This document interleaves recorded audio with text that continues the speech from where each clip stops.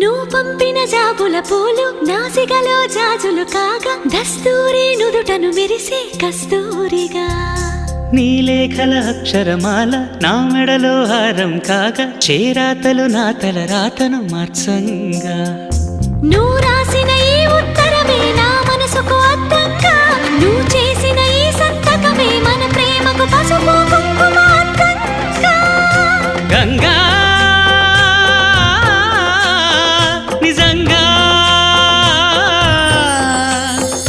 నువ్వే నాలో సగభాగంగా